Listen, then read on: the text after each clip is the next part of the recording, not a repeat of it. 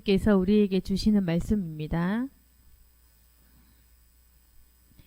헤롯 왕 때에 예수께서 유대 베들레헴에서 나심에 동방으로부터 박사들이 예루살렘에 이르러 말하되 우리가 동방에서 그의 별을 보고 그에게 경배하러 왔노라 하니 예수님께서 이 땅에 오실 때에 이미 사람들이 이렇게 예언도 하고 또 동방에서 박사들이 별을 보는 사람들, 점성술사라고 볼 수도 있겠죠.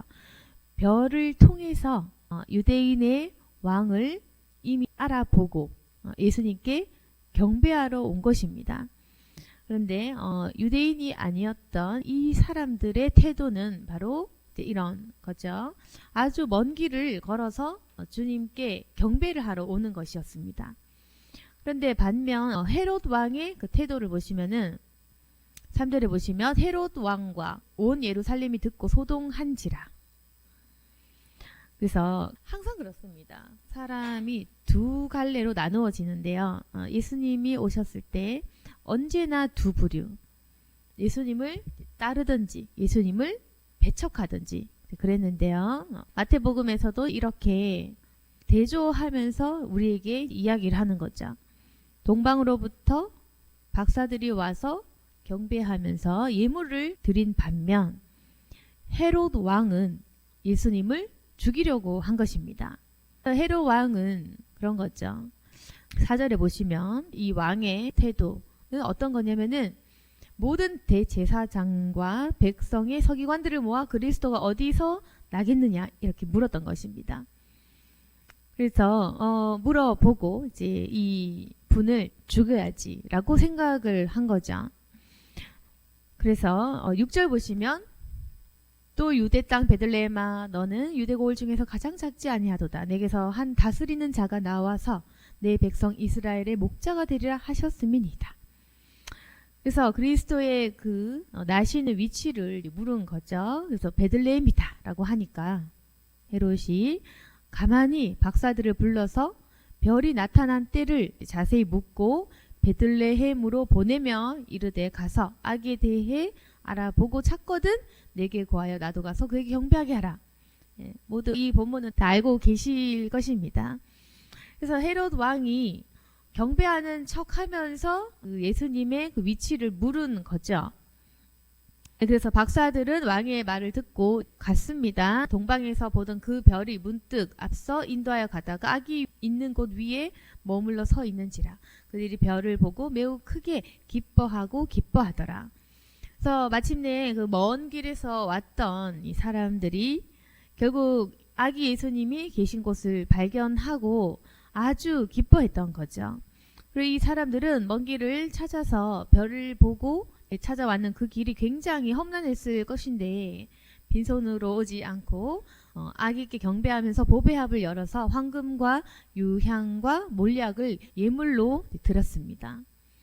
그래서 이처럼 유대인이 아닌 동방에서 왔던 사람들, 이 사람들은 아기 예수님에 대한 그 계시를 별을 통해서 보고서까지도 그렇게 찾아와서 경배드린 모습을 볼 수 있습니다. 그런데 이 사람들은 경배를 했지만 헤롯 왕 같은 경우는 자기 자신의 그 위치가 왕이잖아요. 그러니까 자기 자신을 위협하는 그 이스라엘의 왕. 그러니까 이분이 태어난 것이 자기 자신의 자리를 위협하기 때문에 이 아기 예수님을 죽이려고 한 거죠. 그래서 헤롯 왕에게 있어서 이분이 누구신지 그리스도가 어떤 분이신지 중요한 것이 아니고 나에게 득이 되느냐 득이 안 되느냐에 따라서 했던 것입니다. 그래서 이 동방 박사들은 꿈에서 헤롯에게 돌아가지 말라고 지시함을 받고 다른 길로 자신들의 나라로 돌아가게 되었습니다. 이처럼 우리가 이 본문을 통해 알 수 있는 것은 예수님이 탄생하실 때 계속해서 사람들이 예언을 했던 것, 지난주 본문도 마찬가지로 하나님께서는 계속 사람들을 통해서 미리 예언을 하셨습니다. 그러니까 이 성경 전체가 예수님의 탄생에 대해서 예언하고 기다리는 내용, 그리고 신약 성경을 보시면 예수님이 누구신가에 대한 내용, 그리고 요한계시록까지 보시면은 우리 인생의 결말이 어떻게 될 건지 심판에 관한 내용까지 다 있습니다. 이 성경을 보시면 아시겠지만 우리가 꼭 필요한 말씀들을 담고 있습니다. 인류의 기원, 창조 시점부터 인류의 멸망, 그 끝날까지 기록이 되어 있는 것입니다. 그럼 하나님께서 이 성경을 통해서 말씀하고 싶은 것이 있겠죠. 성경책이 꽤 많습니다. 이게 66권을 이렇게 한 권으로 추린 거잖아요. 66권이라는 것이 굉장히 방대한 내용이기도 합니다. 그래서 한번 읽기가 굉장히 어려운데 인류의 역사도 다루어져 있는 거고, 그리고 이 속에 예언적인 이야기도 있는 것이고, 그리고 우리에게 인간으로서 마땅히 지켜야 될 규례라든지 지침에 대한 모든 내용이 담겨져 있습니다. 그래서 이 책이 우리에게 필요한 모든 내용과 율법과 하나님의 그 계시를 담겨 놓았기 때문에 굉장히 정확하고 꼭 필요한 내용들이 있고, 또 이 속에 한 가지 주제를 발견해야 하는 것 또한 아주 중요한 것이라고 할 수가 있습니다. 이 성경을 보시면 하나님께서는 우리가 이해할 수 있도록 말씀하십니다. 인류의 역사라는 것이 흘러온 관점이 여기 있잖아요. 그런데 여기에 물론 66권 안에 모든 나라의 역사를 다룬 게 아니잖아요. 그럼 이 책에는 어떤 게 담겨져 있습니까? 바로 이스라엘의 역사인 거죠. 그런데 저도 어릴 때는 이걸 이해를 못했어요. 왜 선민이라는 것이 있는가? 왜 선택인 것인가? 왜 이스라엘 민족만 주인공인가? 왜 나는 주인공이 아닌가? 저 유대인이 아니니까. 그래서 예전에는 왜 선택을 하시고 왜 선민이라는 것이 있고 선택받지 않는 자는 어떡하라고 선택받은 백성에 대해서 다루고 계시나. 제가 아주 어릴 때 성경에 대해서 깨닫지 못했을 때는 그렇게 모든 것이 납득되지 않았습니다. 왜냐하면 내가 유대인이 아니기 때문이죠. 내가 주인공이 아니기 때문에 그랬습니다. 이 성경을 보시면은 선택에 대한 것들, 선택받은 이스라엘 백성들의 그 역사, 그게 있습니다. 하나님께서는 선택을 하시고요. 그 선택을 통해서 보여주시려고 하십니다. 하나님의 섭리를 보여주시는 거예요. 그런데 섭리를 보여주시는 그 방식에 있어서 우리가 토를 달 수는 없습니다. 토달 수가 없는 부분이 있습니다. 그러니까 하나님의 방식은 늘 예정된 섭리대로 선택하셔서 이끌고 가시는 그런 부분이 있어요. 예를 들어서요, 선지자를 선택하고 아브라함을 주님께서 선택하신 거죠.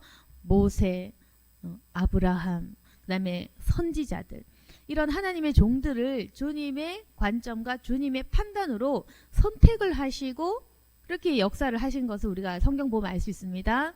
그리고 어떤 백성, 이스라엘 백성을 선택하셔서 이끌고 가신다는 것을 우리가 알 수 있습니다.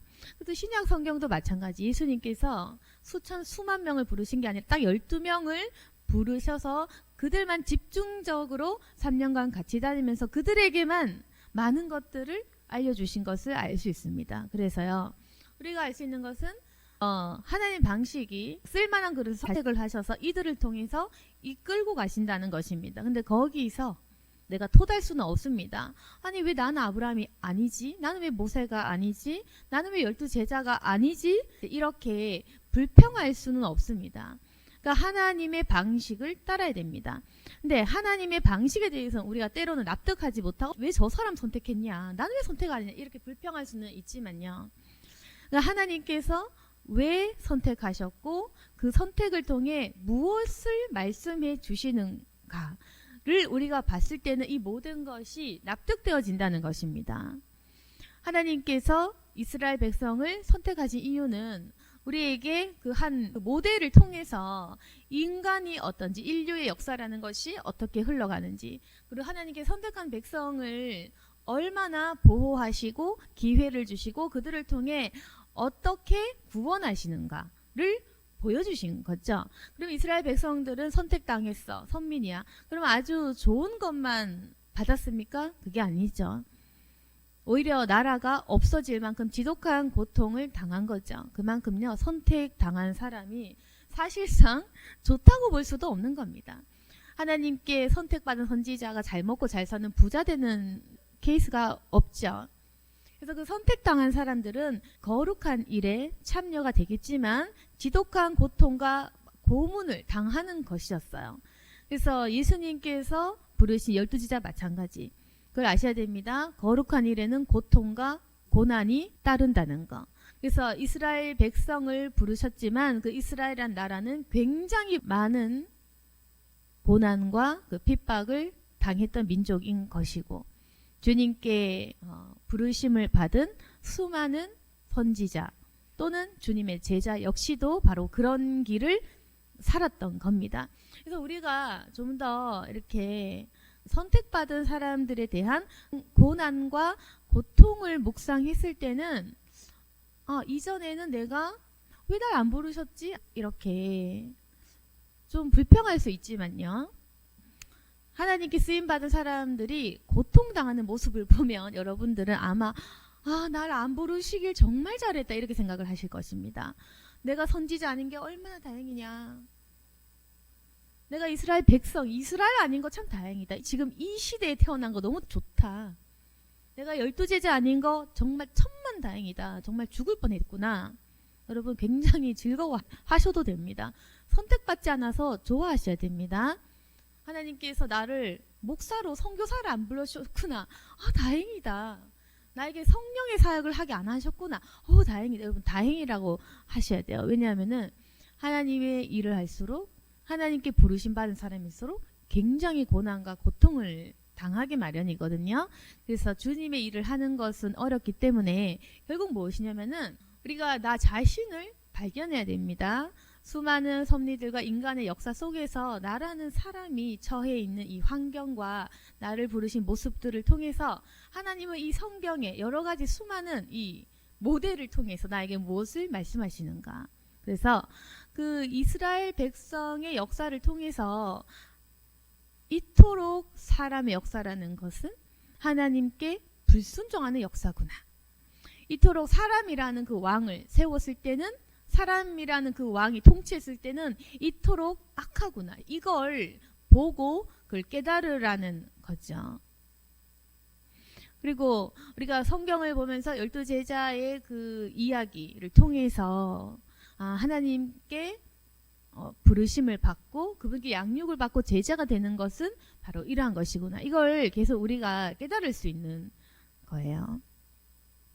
그래서 우리는 성경을 통해서 인류의 처음 그 모습, 창조된 그 모습을 통해서 이래서 내 인생이 출발되었구나. 하나님께서 인간을 창조하신 그 창조로 인해서 나라는 사람이 이곳에 시작되었구나 라는 것을 깨달으셔야 되고, 그리고 이 세상에 고통받는 모습, 이해되지 않는 이 모습들이 그 인류의 죄의 출발을 이렇게 보면서 여기서부터 에덴 동산이 완벽했는데 여기서부터 죄와 고통과 여러 가지 수많은 질병들이 생겨났구나. 이제 이런 것도 이해할 수가 있는 것이고요. 그러면 하나님께서 이 모든 고통과 고난 중에서 어떤 방식으로 인간을 구원하실지 그 방식들을 우리가 볼 수 있는 겁니다. 그럼 성경 전체가 인류에 대한 역사와 여러 가지 이야기들 담겨 있지만 이 모든 그 줄기에 한 가지 주제와 흐름은 있을 것 아닙니까? 책을 읽으면 주제라는 것이 있겠죠. 이 책의 주제는 무엇이냐면은 인류가 이렇게 창조가 되었고, 그리고 이러한 죄로 시작이 되었는데 이렇게 죄로 번성하게 된 이 인간의 역사를 하나님께서 그러나 반드시 구원해서 천국으로 보내시기 위해 십자가의 그 예수님을 이 땅에 보내셨다.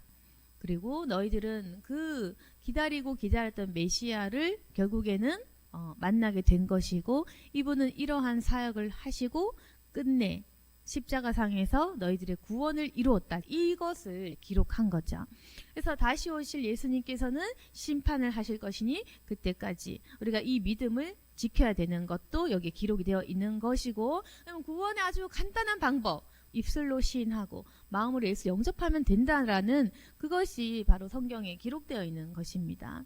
그래서 이 성경이라는 것은 우리가 구원받을 수 있는 방법에 대해서 적어 놓았다라고 볼 수도 있는 것이고, 우리 인생의 끝날에 무엇이 기다리고 있는지, 우리 사후에 천국이 있다는 것도 여기에 기록이 되어 있는 거죠. 그래서 결국에는 우리가 구원받는다라는 것이 주제이기도 하고, 그러나 구원받는 그 핵심은 무엇이냐면은 예수님이라는 거죠. 그래서 주인공은 예수님. 그러나 또 다른 주인공은 예수님을 통해 구원받는 나 자신. 이렇게 성경은 나와 예수님과의 그 관계에 대한 이야기를 다루는 겁니다. 아시겠죠? 성경은 나와 예수님의 그 관계에 대한 이야기. 그래서 성경을 보시다 보면은 대화를 하게 되는 겁니다. 성경을 공부하듯이 머리로 습득하면 이해가 안 되고 깨달음이 없습니다. 그래서 만약에 이런 그 성령과의 교통 내지는 예수님과의 대화 없이 읽으면 그냥 그건 역사책 보듯이 성령과의 접촉이 없게 돼요. 그게 무슨 말이냐면 이 책이 제가 말씀드렸잖아요. 예수님과의 교제라고. 이 책을 공부하는 학문적인 책으로 보면 안 된다. 그렇게 하면요. 이거 책 파고들다 보면 자꾸 성경 질문하게 되고 성경 오류 찾게 되고 사이비로 빠지게 됩니다. 그러니까 무슨 말이냐면은 외국의 많은 교수들이 성경 공부하다가 잘못된 길로 빠지기도 하거든요. 이 책은 성령님의 책인데요. 성령님이 직접 쓰신 책인데 이 책을 역사서로 보고 기록된 사람이 쓴 그냥 책으로 본다면은 공부하다가 미쳐버려요. 네, 그 미친다는 말은 무엇이냐면 공부하다가 아 성경책 이거 가짜네? 이거 성경책 다른 경전과 무슨 차이지? 이렇게 하면서 이걸 책으로 보면 타종교와 차이점도 모를 수 있게 되고 이게 보다 보면 쓸데없이 혼자 오류 찾게 되고 이게 보다 보면 공부하다가 성경책 파고들다가 갑자기 성경 인정 안 하게 되는 그런 오류를 범하게 됩니다. 그래서 이 성경책을 공부하듯이 하면 결국에는 믿음을 놓치게 된다. 그건 왜 그러냐면요. 성경을 바라볼 때 내 지식으로 보기 때문입니다. 우리가 성경 읽을 때 많이 알려고 남들보다 똑똑해지려고 성경 보다 보면 그 교만이 이미 틈탄 거잖아요. 그러니까 마귀가 성경 외워서 잘난 척해. 성경 외워서 사람들한테 가르쳐. 성경 외워서 많이 잘난 척해. 이렇게 하면 이미 그게 마귀가 있잖아요. 그럼 내 마음에 교만에 마귀가 내 눈을 가리잖아요. 그러면 교만이 씌어서 마귀 씌어서 귀신 씌어서 그 눈으로 이걸 보게 되면 마귀의 눈으로 성경을 본다. 그거 어떻게 되겠습니까? 내가 교만해지려는 마음, 잘난 척하려는 마음으로 이거 성경 보면 어떻게 되겠습니까? 성경이 제대로 해석 안 되겠죠. 성경 좀 잘못된 거 찾고 물론 성경 잘못된 게 없는데 찾는다고. 없는데 성경이 이 말씀은 왜 이렇지? 저 말씀은 왜 이렇지? 이게 말이 되나지? 이렇게 하면서 스스로의 착각에 빠지게 된다는 겁니다. 그래서 이 성경을 공부하듯이 잘난 척하려고 보면 이미 귀신 씌었기 때문에 그 눈으로 이걸 보면 성령의 그 감동 없이 보는 것이기 때문에 계속 까막 눈으로 이걸 본다. 그래서 그 사람은 성경 암송은 줄줄 할지 몰라. 뭐 영어로도 외우고 이런 사람도 있어요. 근데 그 사람은요 예수 누군지를 모른다는 겁니다. 해석이 전혀 안 되는 거죠. 그래서 그렇게 공부하듯이 성경을 보면 심각한 오류에 빠지게 되고 그게 바로 마귀가 노리는 건데요. 성경을 성령님과 함께 하지 않고 그냥 공부하듯이 하게 해서 결국에는 이 성경을 파고 예수 없다 이렇게 하려고 계속 공부에 미치게 만듭니다. 그게 마귀의 그 전략. 그렇다고 해서 안 읽으면 된다는 게 아니라 그래도 읽어야겠죠. 성경은 어떻게 읽어야 되냐면은 예수님과 대화하듯이 읽는 겁니다. 그러니까 한 구절을 읽더라도 한 문장을 읽더라도 예수님이 나에게 어떻게 말씀하시는가. 그래서 예수님과 교제를 하는 책이라는 겁니다. 성령님께 계속 대화를 하며 기도하는 거예요. 기도의 일부분이다. 말씀 묵상은. 말씀을 묵상하면서 자꾸 많이 읽으려고 외우려고 지식적으로 대하지 마시고 이 성경 읽으면서 예수님은 누구신가? 그걸 기억해야 돼요. 그러니까 구약 성경 읽을 때도 하나님은 누구신가? 하나님은 나를 왜 태어나게 하셨는가? 계속 나와 상호작용을 하라는 얘기입니다. 그러니까 나를 빼고 이걸 까막 눈으로 보지 마시라는 겁니다. 자꾸 까막 눈으로 보면 안 돼요. 그러니까 나와 연결하라는 겁니다. 하나님은 나를 왜 창조하셨나? 바벨탑을 쌓았을 때 나는 바벨탑을 무엇을 쌓고 있는가? 사람들은 왜 하나님을 배신하는가? 나는 어떤 배신을 하고 있는가? 이렇게 계속 나를 접목하는 겁니다. 하나님은 이 사람을 부르셨구나. 지금 나를 하나님께서 부르시고 계실까?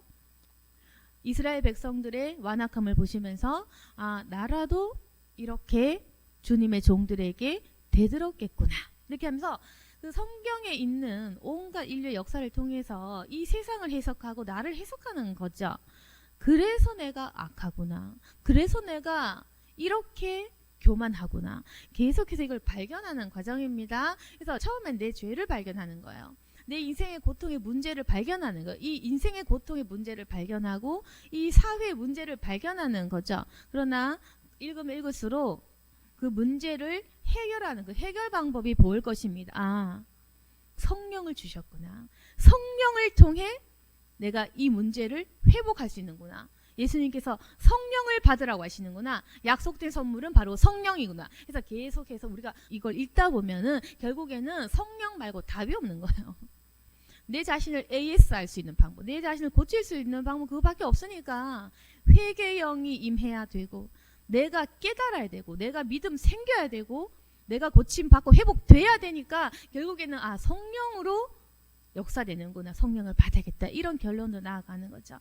그러면서 우리가 결국에 성경을 올바르게 읽다 보면은 나 자신을 알게 되고 거룩함을 사모하게 되면서 주님과 계속 소통하고 교제하면서 우리가 삶에서 응답들이 계속 이루어지면서 눈으로 보이시는 하나님을 목격하는 것까지 나아가야 되는 것입니다. 그러면서 내 마음에는 두려움과 경외함이 같이 생기는 거죠. 주님에 대한 그 사랑과 주님에 대한 그 의지와 함께 그리고 우리가 심판날을 소망하면서 굉장히 어떤 두려워하는 마음, 경외하는 마음 이것이 생기면은 올바른 신자의 모습으로 우리가 설 수가 있는 겁니다. 오늘 우리가 이 말씀을 통해서 주된 것은 예수님과 나 오실 예수님 그리고 오신 예수님 다시 오실 예수님을 보면서 이분의 탄생을 우리가 기념하는 거죠. 이분이 나신 것이 확실하다. 그래서 마태, 마가, 누가, 요한복음을 통해서 그 복음서를 통해서 제자들로 하여금 기록하게 하셨습니다. 그래서 복음서 4가지를 이렇게 보시면은 전부 다 다른 관점으로 써 있어요. 마태의 성향, 마가의 성향 그런 게 있는 거죠. 그래서 다 다른 관점에서 4가지 관점에서 주님의 탄생에 대한 그 기록들을 적어놨죠. 그래서 복음서는 약간의 중복된 내용도 있지만 다 다릅니다.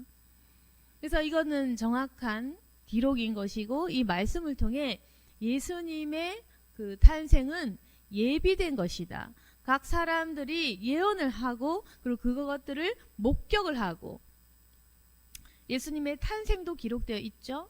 그분의 생애, 그분의 죽으심과 부활까지 그대로 여기에 적혀져 있는 그건 사실입니다. 사실이기 때문에 지금 2000년 넘게 사람들이 믿겠죠. 사실이 아닌 것은 2000년을 유지할 수는 없었겠죠. 수많은 증거자들이 있는 겁니다. 그래서 아무리 사람들이 없다, 아니다 할지라도 그 증인들의 힘은 강력하거든요. 근데 그 증인이 성령 받았다면 더 강력한 것이거든요. 그래서 이 지금도요, 성령을 통한 병고침이나 기적들이 일어납니다. 주변에서 자주 안 일어나서 그렇지만 분명히 일어나고 그 일들을 통해서 우리가 예수 믿는 사람들이 이토록 아주 많이 생겨나게 된 겁니다. 그래서 지금 우리가 기억할 것은 예수님께서 이 땅에 오신 것이 맞다. 성경을 통해 기록된 이 역사를 믿어야 된다. 그리고 성경은 기록된 하나님의 말씀이고 나와 교제하려고 하시는 하나님의 편지의 그 말씀이다. 그래서 이 말씀을 읽으면서 계속 각인을 하셔야 돼요. 그래서 예배를 드리는 이유도 마찬가지입니다. 주님을 기억하고 경배드리고 예배를 드리는데 기억할 것을 원하시는 거죠. 일주일에 한번 와야지 설교 들어야지 다시 기억나는 거 아니겠습니까? 그리고 우리가 절기 때마다 성산절마다 이 같은 본문을 통해 기억할 것은 예수님이 나셨다. 임마누엘 하나님, 그분은 우리와 지금도 여기 함께 계시다. 그걸 기억해야 되는 거죠. 그래서 오늘 말씀을 통해서 경배받기 합당하신 예수 그리스도를 다시 한번 떠올리시길 바랍니다. 결국에는 2가지의 길, 그래서 예수님을 핍박하던 헤롯의 길과 예수님을 경배하기 위해서 멀리서부터 찾아온 그 동방박사들 그리고 그들이 경배했던 그 모습들을 통해서 나는 주님께 예배하는 자죠. 여기 있는 우리 모두는 다 주님을 찾으러 오셨고 또 그분께 경배하고 있는 자들이죠. 그럼 우리가 해야 될 것은 감사인 겁니다. 그 선택에 대한 감사. 이스라엘 백성이 아니라 이건 나구나. 그걸 깨달으셔야 됩니다. 결국 성경이 말하고자 하는 바는 이스라엘 백성이란 나를 지칭하는구나. 선택을 말씀하신 그 이유. 지독히 편애하고 한 사람을 부르신 이유는 그 부르심이 나를 향한 것이라는 그 메시지를 나에게 전달해 주시는구나. 하나님께서는요, 지금도 마찬가지 주님의 종을 세우십니다. 선지자 같은 목사를 세우거나 제자 같은 목사를 세우거나 종을 세우시는데요. 그 종이 주인공이 아니라 여기에 기록된 것처럼 이스라엘 백성, 구원받은 백성이라는 그 자체가 주인공인 겁니다. 그래서 이 성경 읽으시다 보면은 이스라엘 백성이라는 것은 바로 나를 뜻하고, 내가 아무리 주님을 떠나더라도 그 언약을 지키시는 분이라는 것을 나에게 말씀하시는구나. 성경책 모든 것은 내 얘기라는 겁니다. 그래서 한 가지만 더 얘기한다면은, 첫 번째는 이스라엘 백성이 나라는 깨달음, 두 번째는 나를 선지자처럼 하나님에 대한 그 말씀을 전하는 자로 세우셨구나. 그리고 세 번째는 결국 내가 제자의 길로 예수 십자가 지고 가는구나. 거기까지. 그래서 성경의 모든 얘기는 나를 위한, 나를 향한, 나에 대한 얘기구나. 때로는 내가 욥과 같고, 때로는 내가 도마 같기도 하고, 때로는 내가 요나 같기도 하고, 때로는 내가 지독한 가룟 유다 같기도 한 거죠. 인류의 역사라는 것이요, 전부 내 얘기인 거예요. 가장 악독한 인물도 나의 모습인 겁니다. 제일 지독한 사람, 가룟 유다라든지 그 어떤 악한 인물도 나인 겁니다. 그러나 우리가 회개하고 돌이킨 순간 또다시 나는 나를 다시 발견하는 거죠. 예수님 제자가 바로 나구나. 예수님이 사랑하시는 자도 바로 나구나. 아시겠죠? 성경에 있는 모든 인물들은 나라는 겁니다. 악한 사람도 있고 회복된 사람도 있고 문둥병자 같이 고침받은 그런 병자들도 있는 거죠. 결국 죽음에서 살아난 그 나사로의 얘기 또한 나의 이야기가 될 것입니다. 우리는 결국 죽음을 이기신 예수님 덕분에 천국으로 가게 될 것이니까요. 그래서 성경에 있는 모든 이야기는 내 이야기로 기억을 하시고, 처음에는 제가 얘기한 것은 회개를 위해서 가장 악한 인물의 나를 대입해 보시기를 바랍니다. 그러나 점점 회복되다 보면은 예수님의 제자로 부르셨다는 것을 인지하게 되실 거예요. 내가 예수님 제자구나. 그래서 우리가 이제까지 잘못 생각했던 것은 남을 선택하고 남을 회복하고 남이 주인공이고 내가 엑스트라였는 줄 알았는데 그건 내 착각이구나. 내가 주님 앞에서 나를 부르신 것이고 내가 주님 앞에서 주인공이구나. 특별한 사람이구나. 이걸 발견을 하셔야 됩니다. 성경을 보면서 영적인 관점, 성령께서 주는 감동으로 읽으셔야 됩니다. 그 감동을 통해 예수님을 더욱 사랑하게 되셔야 할 것입니다. 그래서 오늘 이 말씀을 통해서 다시금 성경을 사모하게 되고 예수님의 그 탄생을 경배하는 저와 여러분이 되기를 소망합니다. 아멘. 기도하겠습니다. 거룩하신 하나님 아버지, 믿음을 더욱더 주시옵소서. 성경에 기록된 여러 가지 이야기들, 예수님의 그 탄신과 그리고 동정녀 마리아의 몸에서 나신 그 모든 일들, 남들은 믿기 어려운 일이지만 우리가 받아들이기에는 너무나 당연한 것이고 진리입니다. 믿어지게 하시니 감사드리고 또한 이 믿음 굳건하게 하여 주옵소서. 우리 삶 속에서 더욱더 주를 경배하는 삶이 되기를 원합니다. 오직 주님만을 높일 수 있기를 원합니다. 우리 모두를 부르셨고 주의 탄생을 기념하게 하시니 또한 감사드립니다. 앞으로 더욱 믿음을 지키고 주 안에서 이 믿음이 성장할 수 있도록 도와주시옵소서. 예수님의 그 나심과 또한 고난과 십자가의 죽음 부활까지 모두 나를 위한 것이라는 것을 다시 한번 깨달았습니다. 더욱더 은혜 주시고 우리 모두가 주님의 탄생과 또한 다시 오실 예수님까지 기억할 수 있도록 도와주옵소서. 예수님 이름으로 기도드렸습니다. 아멘.